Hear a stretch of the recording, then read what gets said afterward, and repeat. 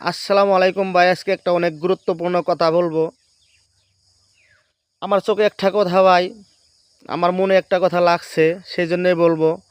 আজকে কথাটা কিছু বড় লোক যিনারা আছেন ওনাদেরকে লাগবে, লাগলেও ভাই উপায় নাই। ঠান্ডা আসতেছে, কিছু মানে এরকম এরকম লোক আসবে ভাই এই সমাজে। কি আসবে জানেন? 10টা কম্বল কিনবে 200 টাকা করে। 10টা কম্বলের দাম নেবে মাত্র 2000 টাকা। কিন্তু 2000 টাকা 10টা কম্বল কিনা ভাই গরিব দুঃখীকে বিতরণ করবে ঠান্ডার জন্যে। হ্যাঁ ভাই, আপনি দান করেন, খুব খুশি, আমি খুব আনন্দিত ভাই। দান করেন আপনি চুপি চুপি, কিন্তু 200 টাকার একটা কম্বল একজন গরিব লোককে ভাই আপনি ধরাই দিয়ে আপনি ওখানে ভিডিও করবেন না সেলিব্রিটি হওয়ার জন্য।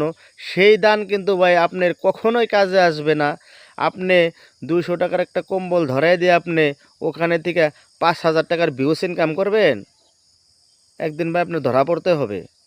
আপনি ভিডিও করেন, অন্য টপিক নিয়ে ভিডিও করেন।